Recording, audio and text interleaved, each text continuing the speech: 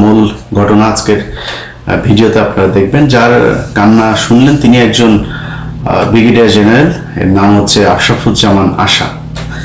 তিনি আওয়ামী লীগের একজন দোসর।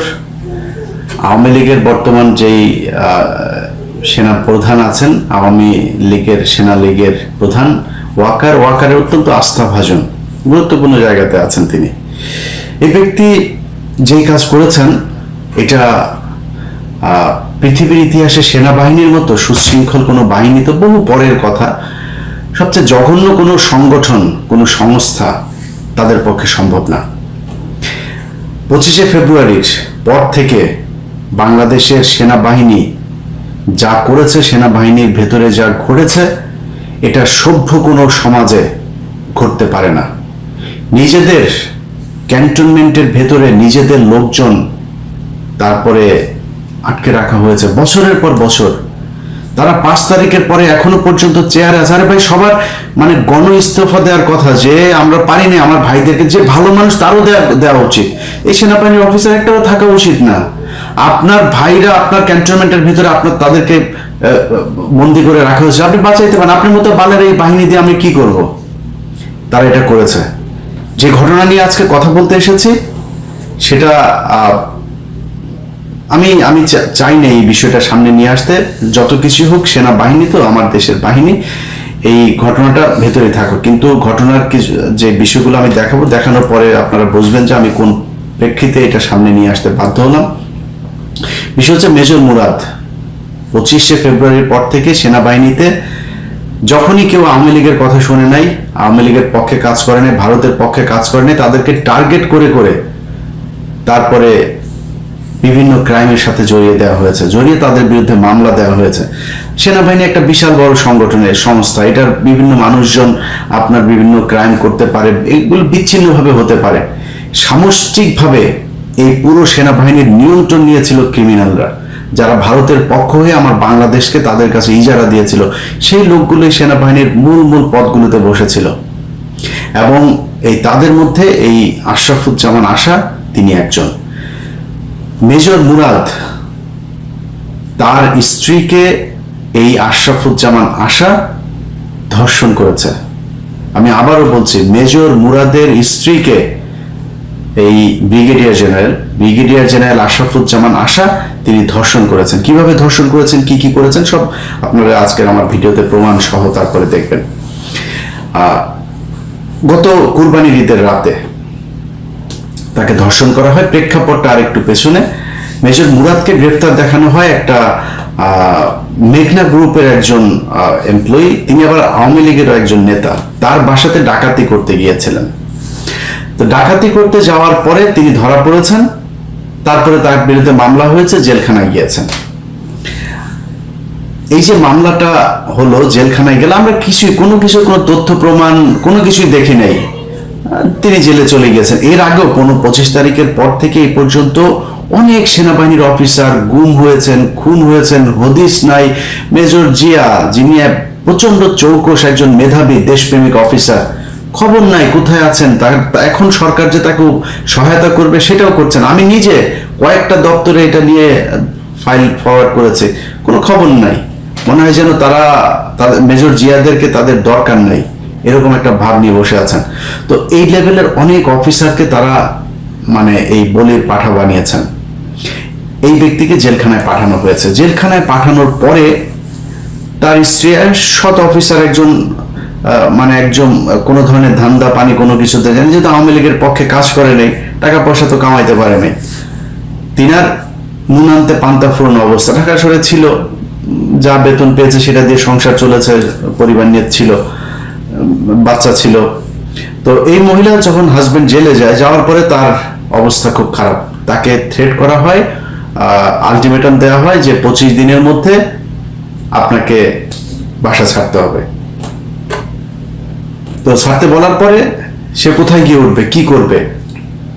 একজন আসেন তার কাছে, একজন মানে ত্রাণকর্তা হয়ে, যে তোমার কিচ্ছু হবে না, তুমি আমার এলাকার বোন, তোমার এই ভাই থাকতে তোমাকে কেউ এখান থেকে উচ্ছেদ করতে পারবে না, সরাতে পারবে না। তিনি হচ্ছেন এই আশরাফুজ্জামান আশা। এসে বলার পরে তিনি আশ্বস্ত হলেন, সেনাবাহিনীর গাড়িতে করে তাকে তার স্বামীর সাথে জেলখানায় দেখা করতে যাওয়ার ব্যবস্থা করে দেওয়া হয়েছে, নানান ধরনের সুযোগ সুবিধা। ভাই হিসাবে এসছেন বোনের কাছে। কুরবানির ঈদের রাতে তার বাড়িতে এসেছেন, কুরবানির ঈদের ঠিক আগ মুহূর্তে তাকে কিছু টাকা পয়সাও তিনি দিয়ে এসেছেন, কি নিয়ে আছেন, কিভাবে থাকছেন খাচ্ছেন দিয়ে এসেছেন, বাজার টাজার করেছে। ঈদের রাতে আবার এসে খোঁজ নিতে, খাওয়া দাওয়া করছে কিনা, কুরবানির মাংস টাংস খেলো কিনা, এই বলে রান্না টান্না হয়েছে কিনা, বাসায় বোন ঠিক আছো কিনা, হ্যাঁ জি ভাই ঠিক আছি, দাও খাবার দাও, কি রান্না করছো দেখি। খেতে বসছে, খেতে বসার পরে গরুর মাংস টাংস দিয়েছে। তারপরে কোথায় থাকো, কোথাও আমার বোনটা কই থাকে, ঘরের ভিতরে দেখি ঘরের কি অবস্থা। ঘরের ভিতরে ঢুকেছে, মেহমান ঢুকেছে, ভাই তো ভেতরে, তার সাথে সাথে বোনও ঢুকেছে, এই তো এই রুম আমার বাড়ি, এই আর কি। হঠাৎ করে ঝাপটে ধরে তাকে ধর্ষণের চেষ্টা করে। ধর্ষণের চেষ্টা করার পরে এক পর্যায়ে তার শরীরের কাপড় টাপড় সবকিছু খুলে ফেলে এবং ঠিক মানে মাঝে মাঝে একটা অবস্থাতেই তার মেয়ে ছিল ওই রুমে, মহিলার চিল্লাপাল্লা শুনে তারপরে তার মেয়ে ওই রুম থেকে আসে। ওই মেয়ে যখন এসে দরজা খুলে তখন সে খুব তাড়াহুড়া করে উঠে ওই বাসা থেকে চলে যায়। পাঞ্জাবি পরে এসেছিলেন ভদ্রলোক সাহেব। তো আসার পরে, এই ঘটনার পরে সে গিয়ে যেই প্রথম যে ভিডিওটা আপনারা কান্নার ভিডিওটা দেখলেন, সেই ভিডিওটা তিনি পাঠিয়েছেন, পাঠিয়ে তার কাছে মাপ চেয়েছেন, আমাকে মাপ করে দাও, আমি কান্না করছি, আমার খুব খারাপ লেগেছে, আমাকে শয়তান ধরেছিল, ধরে তারপরে এটা করিয়েছে, আমি এটার জন্য মাপ চাই। এখন এটার আমি তো যেহেতু পাপ করেই ফেলেছি। এর মাঝখানে ওই মহিলা ধর্ষণের ব্যাপারে তার কাছে হুমকি টুমকি দিয়েছেন, সেনাপ্রধানকে জানাবেন, বাইরে জানাবেন, এরকম জানানোর পরে সেই ভিডিওটা খুব মানে সুকৌশলে সে নাটক করে এই ভিডিওটা পাঠিয়েছেন। পাঠিয়ে তারপরে মহিলা কোনোভাবেই ছাড়বেন না, তার ব্যাপারে নালিশ করবেন। তো তিনি যখন বললেন যে দেখো তোমার স্বামী তো আসলে যে মামলা হয়েছে উনি তো বের হইতে পারবে না, তুমি একটা বাচ্চা নিয়ে আছো, আমার স্ত্রী নাই এবং আমার স্ত্রীও মারা গিয়েছেন, এই বলে টলে তারপরে তাকে আস্তে আস্তে বুঝাইতে তারপরে তাকে রাজি করে তো আমরা বিয়ে করে ফেলি। বিয়ে করার পরে তাকে ভোগ করলো, ভোগ করতে করতে করতে করতে হঠাৎ করে কয়েকদিন পরে, মানে সপ্তাহ দেড়েক পরে তারে ডিভোর্স দিয়ে দিয়েছে। ডিভোর্স দিয়ে দেওয়ার পরে আপনার তাদের একটা কনভারসেশন আছে। এই নায়ক আবার এর মাঝখানে যে ঘটনাগুলো ঘটিয়েছেন তার এই যে কদিন বিয়ে করার পরে যা যা এর মাঝখানে সে ওই নারীর ভেতরে তো মানে ওইভাবে প্রেম কাজ করতেছে না, কারণ তার হাজবেন্ড জেলে, একটা পর্যায়ে এসে তার হাজবেন্ডকে রেখে তাকে আরেকজনের সাথে নিজের মেয়েদেরকে নিয়ে যাতে রাস্তায় বসতে না হয় এই কারণে আরেকজনের কাছে এসছে, সে তো প্রেমের মুডে নাই। যাই হোক, সে তার সাথে মোটামুটি সংসার করছে, যে আর্থিকভাবে অন্তত সচ্ছল থাকার জন্য সে সেটা করেছে। তার উপর আবার একটা ঘটনা ঘটেছে ঈদের রাতে, এগুলো নিয়ে আছে। তিনি বিভিন্ন সময় বিভিন্ন ছবি পাঠিয়েছেন, যেই ছবিগুলো আপনারা এখন দেখছেন, এই ছবিগুলো নায়ক আশরাফুজ্জামান আশা তিনি তাকে পাঠিয়েছেন, সিডিউস করার চেষ্টা করতেন এবং অসংখ্য আপনার স্ক্রিনশট, তাদের সাথে বিভিন্ন কথাবার্তা, কনভারসেশন, যে জিনিসগুলো আছে সেগুলো, যে জিনিসটা আপনাদের দেখাইতে চাই কত বড় বদমাইশ সেটা দেখানোর জন্য আপনাদেরকে তার এই নারীর সাথে কিছু কনভারসেশন শুনেন। বিশেষ করে তাকে যখন ডিভোর্স দেওয়া হয়, ডিভোর্স দেওয়ার আগের কিছু ঘটনা। আমার 21 বছর 1 মাস হয়। দেখো, যার সঙ্গে মনের মিল হয় তার সঙ্গে বিশ্বাসের মিল হয়, এবং এখানে শুধু শারীরিক সম্পর্কটা সবকিছু না, বুঝতে হবে। হ্যাঁ, সবকিছু মিলে আমার কাছে মনে হচ্ছে যে আমি তার সঙ্গে থাকতে চাই। তাকে কিন্তু আমি বলছি তোমার কথা, ঠিক আছে? কি বলছো? এই যেটা বললাম, আমার সাথে থাকতে চাও? আচ্ছা, তারপর সে শুনে কি বলছে? তারপর সে শুনে বলছে যে তবে তো আমি তোমার সঙ্গে থাকতে পারবো না, তোমার সঙ্গে আমার থাকা হবে না। মানে সে রুম থেকে বের হয়ে চলে যাবে, ঠিক আছে? একদম বাইরে যাও না, তুমি ছো, আমার সঙ্গে থাকতে হবে না, নাকি স্লিপ ইন ইউর বেড, আমি তো কিছু করছি না তো। তারপরে তো তাকে অনেক কথা বললাম যে তুমি যে দেখে নিয়ে বাইরে গেলা, তোমাকে বসে দেবো না। তুমি কি করলে এটা? How is it possible? আমাকে তো বলছে, আমাকে বলছে যে ভাবি এটা কিভাবে করলো? ঠিক আছে, মানে এটাও খুঁজে বের করছে? হ্যাঁ, তোমার তো সবই আমার কাছে শুধু বলছে, ভাবি এটা কি করতেছে, এটাই বলছে, ভাবি এটা কি করতেছে, আমি কি করলো? তুমি যা করছো পানিটাকে খোলা করে, ঠিক আছে? তাহলে আমার হাজবেন্ড আরেকজনকে নিয়ে রাতে যখন করতেছে, আরেকজনটা কে এসে আরেকজনটা কে আমি জিজ্ঞেস করছি হ্যাঁ তোমাকে, সে আরেকজনটা কে, হু আই অ্যাম, সেই উত্তরটা দাও। হু আই অ্যাম বলো, মাথা জায়গাতে কেন বলো? না আমি তো তাকে জিজ্ঞাসা করি না, তোমার কাছে আমি জিজ্ঞাসা করছি হু আই অ্যাম, আরেকজনটা কে? আমি তো বলছি যে মানে সেটা আমার ওয়াইফ, তারা তো বিয়ে করছে, তুমি জানো। তিনি এই কদিনের ভিতরে তিনি আবার প্রেগনেন্ট হন। আপনারা এখন যেই নথিটা দেখছেন এটা হচ্ছে সিএমএইচ এর তিনি যে গর্ভবতী এইটার পেপার, এই পেপারে তিনার এই কাগজটাও এটা আমরা পেয়েছি হাতে। যে কাগজটা আপনারা দেখছেন এটা হচ্ছে সিএমএইচ এর তিনি যে প্রেগনেন্ট হয়েছেন সেটার কাগজ। এবং এইটা যখন তিনি জানানোর পরে তাকে করা হয়, তাকে মারধর করা হয়। এই আশরাফুজ্জামান আশা, তার স্ত্রী, তার বোন এবং সাথে আরো কয়েকজন এসে এনার নাম হচ্ছে ময়ূর সোনাক্ষীর বাসায় আসেন, এসে তারপরে তাকে মারধর করেন, তার মেয়েকেও মারধর করেন, মারধর করে তাকে গর্ভপাত ঘটান। এই যে গর্ভপাত ঘটিয়েছেন এটার পরে তাদের সাথে দেখা হয় এবং উনি এই ভদ্রমহিলা কিছু রেকর্ড নেন, তাদের সাথে যে কনভারসেশন হয়েছে এই কনভারসেশনটা শুনলে তারপরে বুঝতে পারবেন যে এই ব্রিগেডিয়ার কত বড় মাপের একটা লম্পট এবং বদমাশ, এবং কোনো মানে ঢং কোনো কিছু না, মানে এমনিতেই বলে দিচ্ছেন অনর্গল তিনি করেছি, বিয়ে করি নাই, করেছি, ছেড়ে দিয়েছি, ইচ্ছা হয়েছে তাই ছেড়ে দিয়েছি, এই টাইপের। আমি সেই অডিওটা একটু আপনারা শুনেন, তাহলে বুঝতে পারবেন যে সে কত বড় মাপের বদমাশ। কি করবেন? নামও অনেক রাতে রেখেছে, নামবো না তো, আমি কনভিন্স না হওয়া পর্যন্ত করবো না তো। আমি তো ধৈর্য ধারণ করে এতদিন ছিলাম, তো ধৈর্য ধারণ করার রেজাল্টে এটা হতে পারে না তো আমার সাথে। আচ্ছা ঠিক আছে, তুমি যেটা ভালো মনে করো, ভালো যেটা করছো ভালো করছো। কি করছেন বলুন, সেটা কিভাবে করছেন আর কি করছেন? তোমাকে আর কি এটা তো বিয়ে করছি, তারপরে হ্যাঁ পরে যে করতেছি এটা শেষ আর কি। তোর বিয়ে করছেন তুমি? এই জন্য বিয়ে করছি।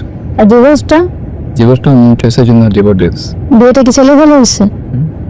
হ্যাঁ, বিয়েটা ছেলে ভালো ছিল। আপনি কি কেন এটা অবশ্য ছেলে খেলে না, কারণ এটা সাক্ষী টাক্ষী রেখে বিয়ে করছি না। তারপরে কি এটা হালাল করছেন? হ্যাঁ করছি তো, মানে 7 তারিখে হালাল করে নিলেন, হ্যাঁ ওই জন্য আমাকে বিয়ে করছেন? হ্যাঁ, বিয়ে না করে গেলে কাজ কি পাওয়া যাবে? ও, এই জন্য হালাল করে নিয়ে খাওয়া দাওয়া শেষ এবং ছেড়ে দিয়েছেন। কার ফোন দেখতেছ? কারটা দেখতেছেন? কি দেখতেছেন? কি দেখতেছি? বলে এতদিন আমার সাথে নাটক করছেন? কেন তা কি করছেন? বিয়ে করছি, বিয়ে করে বউর সাথে যা করে সেটা করছি। বিয়ে করে বসে যাচ্ছে যা করে আমি দেখছিলাম, কি করছেন? শুধু তো শরীরটাকে ভোগ করছেন, কি করছেন? এই তো শরীরটা তো ভোগ করা কেন? বিয়ে করলে স্ত্রীর শরীর ভোগ করা হয় না? বিয়ে করলে কি স্ত্রীর শরীর ভোগ করা হয়? অবশ্যই করছেন। না বাকি কি করছেন? বাকি কি করছেন? বাকি কোনটা করছেন? বাকিতে অনেকে অনেক কিছু করতে পারে না, আমিও পাই নাই। কি ফিনিশ? বাকি যা করতে হয়, কি মেইনটেনেন্সের কথা বলতেছো, ভরণ পোষণের কথা বলতেছো, সাংসারিক খাবার দেওয়ার কথা বলতেছো, সাপোর্ট দেওয়ার কথা বলতেছো, কোনটা তো সামাজিক পদমর্যাদা দেওয়ার কথা বলতেছো? কোনটা করছেন? হয় নাই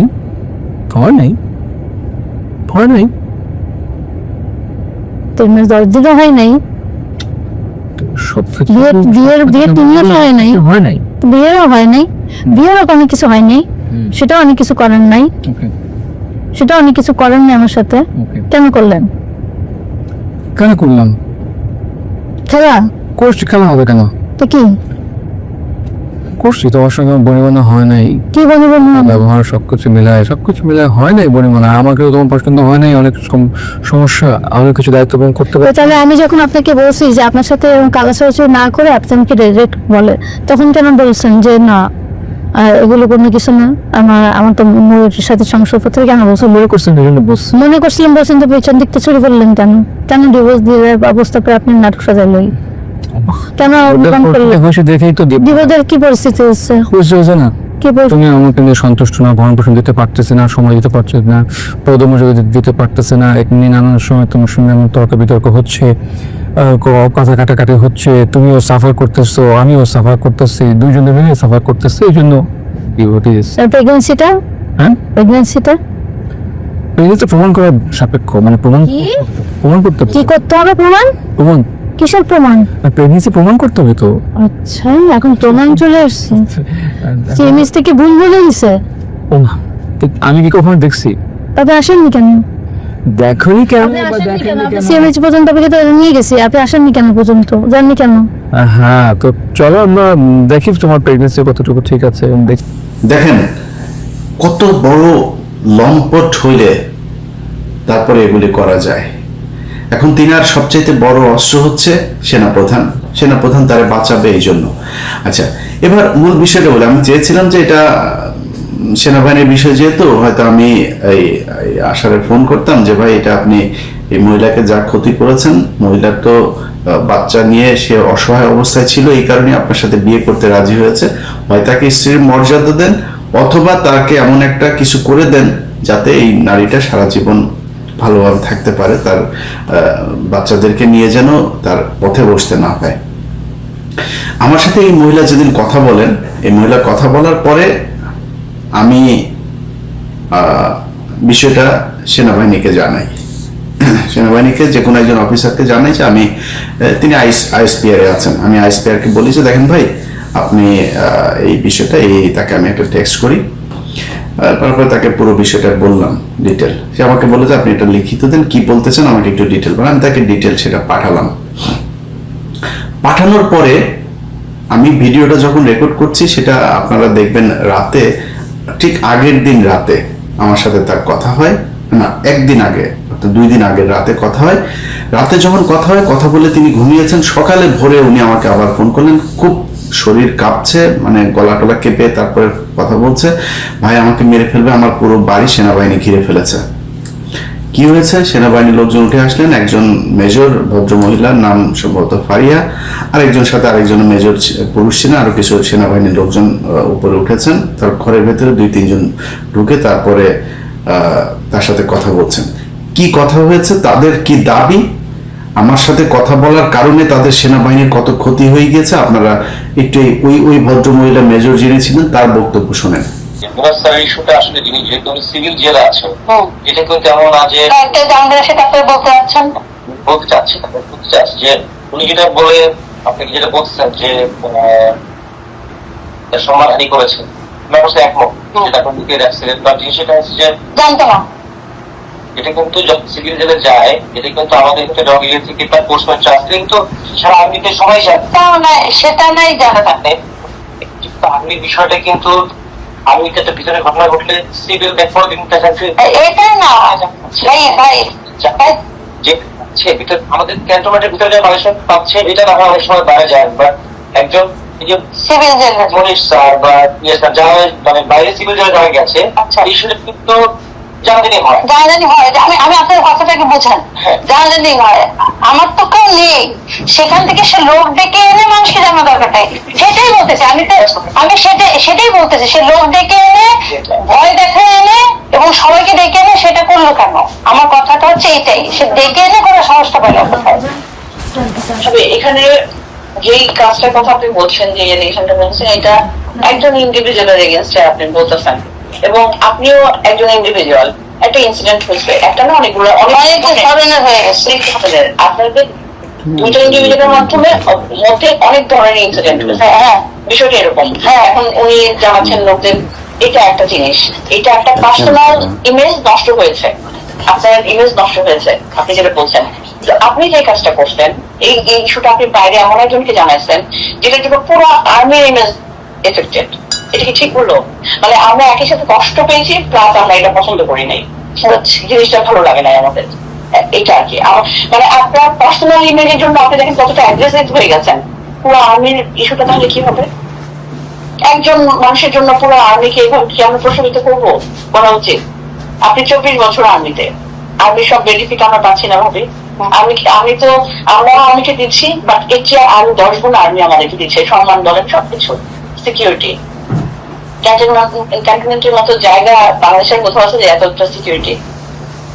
মানে এটাই বলছি যে আপনি আপনার নিজের সম্মানের জন্য আপনি এতটা অ্যাগ্রেসিভ হয়েছেন, আর আপনি এমন একজনকে জানাইছেন ইস্যুটা যে পুরো আর্মির সম্মান প্রশ্নবিদ্ধ। এই জিনিসটা আমরা কষ্ট পেয়েছি এবং আমাদের ভালো লাগে না, আমরা ভালোভাবে নেই না। এটা জাস্ট এই মেসেজটা, এইটাই বোঝাতে আসছিলাম। আমি বুঝতে পারছি এটা আর কি। মানে যাই হোক, আর উনি প্রসিডিওর আপনারা ফলো করেন, হয়তো স্যারের কমে আসবে, মকুব করে দিবেন স্যার, এটা তো আছে। তো এই জিনিস বিবেচনায় নিয়ে একটু এমন কোনো ফার্দার স্টেপ নিয়েন না যেন মানে আপনিও বিপদে পড়েন, মানে সবকিছু একটা ছেঁড়াবেড়া লেগে যায়। এই ইস্যুগুলো একটু মাথায় রাখেন। দেখেন, সেনাবাহিনীর এই ভদ্র মহিলার কথাবার্তা শুনে আমার কাছে খুব ভদ্রই মনে হয়েছে। আমি ওনার ব্যাপারে আমার কোনো ধারণা নাই কিরকম। দেখেন আপা, আপনি এবং আপনাদের সেনাবাহিনীর লোকজনদেরকে বলি, আপনাদের এত বালের সম্মান, আপনাদেরকে না মানুষ এখন দোচে না, একদমই পাবলিক দোচে না আপনাদের মতো এরকম শুয়োরের বাচ্চা, এই ধরনের শুয়োরের বাচ্চা পৃথিবীর কোনো দেশের সেনাবাহিনী নাই। আপনারা সম্মান নিয়ে বাঁচেন, আপনাদের কিসের বালের সম্মান? আপনারা ঘুষ খান, এখন ধান্দাবাজি করেন, রাষ্ট্রের টাকা মারেন। আপনারা বালাইসা ওইদিকে এই কি বলে নারায়ণগঞ্জে, রূপগঞ্জে, ওইদিকে সাভারে, এইদিকে ঢাকার অর্ধেকটা আপনারা দখল করে এখানে বসে আছেন। আপনারা শুধু খাওয়া ধান্দাবাজি ছাড়া কোনো, আপনাদের এত টাকা পয়সা আসে কোত্থেকে?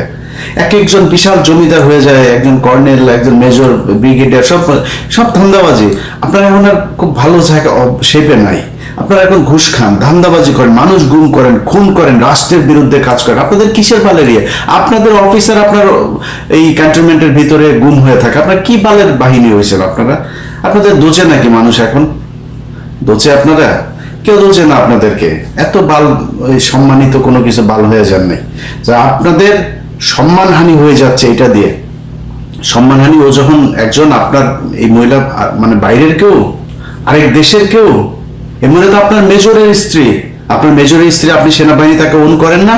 আপনি কি করেছেন? এই যে গত 2-3টা মাস মহিলা ঘুরেছে আপনাদের পিছনে, আপনারা তার অ্যাপ্লিকেশনটা পর্যন্ত নিতে করেন নাই, অ্যাকসেপ্ট করেন নাই। সেনাপ্রধানের সাথে দেখা করতে চেয়েছে, আপনারা দেখা করতে দেন নাই, কারণ ওই ব্যক্তি আপনাদের লোক। আর যদি আপনি সম্মানের কথা চিন্তা করেন, আশা এতদিন ধরে চাকরিতে আসছে কিভাবে? জানেন তো, বিষয়গুলো তো ভেতরে আপনারা জানাজানি করেছেনই অলরেডি। জানার পরে সে চাকরিতে আসছে কিভাবে? তার বন্ধু শামস, ওইদিকে ডিজিএফআই তে আছে জাহাঙ্গীর, তারপরে আরো মহিলা কয়েকজনের নাম বলেছে। এগুলো কিভাবে আছে আপনার এখানে? এদেরকে তো সরাইতে হবে। এদেরকে যদি না সরে আপনি সেনাবাহিনীর সম্মান নিতে চান, আপনারা এক বালা আনছেন ওই বিডিআর এর উপরে সব দোষ দিয়া আপনারা আর্মির সম্মান খোঁজেন। বিডিআররা আপনারা মারছে নাকি? পিছন দিয়ে মারছে বিডিআররা আপনাদেরকে? সেনাবাহিনীর মারছে পিছন দিয়া? বিডিআর আপনারা করেন নাই, আকাম কুকাম আপনারা করেন নাই? বিডিআর এর টাকা পয়সা, ওদের ডাল ভাতের টাকা পর্যন্ত মারছে ফকিন্নির বাচ্চারা কোথাকার। তোরা কিসের সোভার ক্লাস রে? কিসের সুপিরিয়র তোরা? ফকিন্নি তোরা। দেশের চাল ডাল পর্যন্ত, পাবলিকের চাল ডালের টাকা বিডিআর এই সৈনিকরা, গরিব মানুষেরা এগুলি করছে, তাদের 100 টাকা 200 টাকা পর্যন্ত তোরা মেরে দিছিস। ফকিন্নির বাচ্চারা আসি যেন ভাব মারাইতে, তোর সেই ইয়েটাও তো নাই, বিডিআর এর সমান সম্মানও তোর নাই। তুই আসিস এই জায়গায় ভাব মারায় তোর সম্মান মারাইতে আসিস। কিসের সম্মান? তোরা ভোট চুরি করিস, ভোট চুরির সাথে জড়িত তোদের সেনাবাহিনী। সারা দেশে এখন যত অপকর্ম আকাম কুকাম হচ্ছে সব তোরা করাচ্ছিস। বিএনপির যেই শ্রেণীটা চাঁদাবাজ, সেই শ্রেণীটাকে তোরা সব জায়গায় শেল্টার দিচ্ছিস। আর ভালো যারা বিএনপির ভালো নেতা, ত্যাগী নেতা যারা আছে, তাদেরকে তোরা বিরুদ্ধে কাজ করছিস, আর চাঁদাবাজদেরকে তোরা শেল্টার দিস। তোরা দেশে থাকা অবস্থা তোরা ম্যাজিস্ট্রেসি পাওয়ার নিয়ে আসিস। দেশে চাঁদাবাজি হয় কেমনে? কে করে আমার জানার দরকার নাই। এনসিপি করে, বিএনপি করে, জামাত করে, আমার জানার দরকার নেই। কে করে, যে করে, তোর কেউ না করছে ধরতে তোরা ধরছিস না। আওয়ামী লীগের হত্যা মামলা আসামি ধরার আপনার দায়িত্ব দেয়নি। এক মেজর আমার এই 2-3 দিন আগে বলছে যে ভাই আমাদেরকে এটার অর্ডার নাই, এটার ব্যাপারে আমাদের ইনস্ট্রাকশন দেওয়া আছে যে আওয়ামী লীগ হত্যা মামলা ওইটা আমাদের কাজ না। আমরা এখন দেশে আমাদেরকে পাঠিয়েছে এখনকার আইন শৃঙ্খলা, তোমার আইন শৃঙ্খলা করতে গেলে আওয়ামী লীগের লোকজনের ধরা যাবে না, এটা লেখা আছে না? যাতে দেশের এই মুহূর্তে যত সমস্যা আওয়ামী লীগ আর তোরা, তো এই সেনাবাহিনীর আওয়ামী লীগ ছাড়া বাংলাদেশের কোনো সমস্যা হইতো না। সব সমস্যার মূলে হচ্ছে তোরা। যত ঘটনা ঘটছে 2 দিন পর পর দেখবেন এই পাথর চুরির সাথেও সেনাবাহিনী জড়িত। এরা করিয়েছে, এরা শেল্টার দিয়েছে। পাথর কি হাওয়া হয়ে গেল নাকি? এটা কি এক গ্লাস পানি নিয়ে চুরি হয়ে গেল, হাতের ঘড়ি চুরি হয়ে গেল? এটা কি একদিন সময় লেগেছে নাকি? কোথায় ছিলেন আপনার গোয়েন্দা সংস্থা বাল ফলায়? কোথায় থাকেন আপনারা? এই হচ্ছে আমার দেশের সেনাবাহিনীর অবস্থা। একজন মেজরের স্ত্রী ক্যান্টনমেন্টের ভেতরে থেকে সে রক্ষা পায় নাই, তারা ধর্ষণ করে। এই সেনাবাহিনীতে আমরা কি করব? এদেরকে এই উপরের যে শেপ আছে সে দ্রুত সরাইতে হবে, এবং সেনাবাহিনীর ওয়াকারের যে বিচ্ছু বাহিনী যারা ওয়াকারকে সাপোর্ট করে তাদেরকে অতি সত্বর বহিষ্কার করতে হবে, এখান থেকে সরাইতে হবে। না যদি সরাই, সেনাবাহিনীর এগুলো যত আসবে একটা একটা করে সবকিছু ছেড়ে দেব। আপনাদের কোনো সম্মান নাই, আপনারা বালের বাহিনী, এই বাল বাহিনী দিয়ে এই দেশের কোনো উপকারে আসে না, আসবেও নাই। এই দেশের মানুষ রক্ত দিয়ে তারপরে স্বাধীনতা এনেছে, আপনারা কিছু করেননি।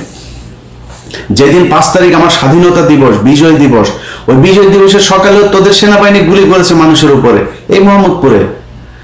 তোরা এমনিতেই করিস না, তোরা এত এত ভাব মেরে লাভ নেই, আমরা উপকার করেছি সেনা। তুই বাধ্য হয়েছিস শেখ হাসিনাকে ছাড়তে, তোরা ছাড়তে চাস নাই, তোদের বাম্বু দেওয়া হয়েছে এখান থেকে, এই জন্য তোরা ছাড়তে বাধ্য হয়েছিস, মানে তোরা ছাড়তি না।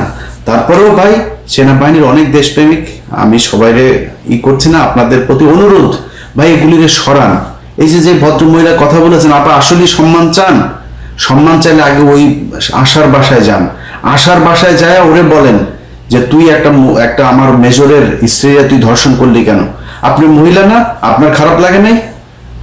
এগুলির বিচার করেন। ন্যায্য বিচার যদি করতে না পারেন, তাইলে আপনাদের মান সম্মান থাকবে না। এইভাবে মানুষ এখন মুড়ি মুড়কি হয়ে গেছেন আপনারা। আমি সাংবাদিকতা করেছি বাংলাদেশ বহু বছর। আমার পুরো সাংবাদিকতার ক্যারিয়ারে আমি যতগুলো ঘটনাতে সেনাবাহিনীর সম্পৃক্ততা পেয়েছি, আপনাদেরকে কথা বলা এটা খুব স্পর্শকাতর একটা জায়গা হিসেবেই দেখা হইতো। আপনাদের নিয়ে আমরা কোনো বাজে কথা, বিচ্ছিন্নভাবে কোনো কেউ যদি অপরাধের সাথে জড়ায়ও যেতেন, সেটা নিয়ে আমরা কোনো আলোচনায় আনি নাই। কিন্তু এখন সেই জায়গায় আপনারা নিজেদেরকে রাখেন নাই দেখে এখন আপনারা মুড়ি মুড়কি। আপনাদেরকে নিয়ে সব কথা বলা যাবে, আমরা এখনো বাইরে আছি, এটা মাথায় রাখেন। জাউরামি করবেন আর আপনাদেরকে কিছুই বলা যাবে না, জিনিসটা ওই জায়গাতে নাই। পুরা ঢাকা শহরে অর্ধেক নিয়ে আপনারা এখানে বউ পোলাপান নিয়ে বিশাল আরামে থাকবেন, খাবেন। ওইদিকে আবাসন প্রকল্প, ওইখানে আবাসন প্রকল্প, রাস্তাঘাটের টেন্ডার, ব্রিজ, কালভার্ট সব আপনারা করবেন আর টাকা বসে বসে খাবেন। তোর সেনাবাহিনীর পোলাপানের পেটে পাড়া দিলে ঘুষের টাকা, সুদের টাকা, এই দেশের মানুষের রক্তের টাকা, অবৈধ টাকা তোদের পেটে। তোদের অবস্থা এই দেশে কিছু কিছু পুলিশ অফিসার, আইনজীবী, কিছু কিছু লোকজনের যেরকম এই মানে ঢালাওভাবে যাদেরকে ঘুষখোর বলা হয় না, এদের পেটে যেরকম অবৈধ পয়দা হয়ে তারপরে বাপমার উপরে প্রতিশোধ নেয়, আমরা বিভিন্ন সময় দেখেছি। ওই যে এক মেয়েকে দেখেছিলাম, একজনের এক পুলিশ অফিসারের মেয়ে, সে ঐশী, মনে আছে না? তোদের ঘরে ওইরকম ঐশী পয়দা হবে। তোরা যা শুরু করেছিস ওইরকম পয়দা তোদের ঘরে হবে। তোরা পুলিশের চাইতেও জঘন্য, পুলিশে তোদের চাইতে অনেক ভালো মানুষ আছে যারা জীবন দিয়ে দিচ্ছে দেশটাকে আবার ঠিক করার জন্য, আর তোরা একমাত্র সংস্থা যারা কিনা দেশকে নষ্ট করার জন্য কাজ করছিস। অতএব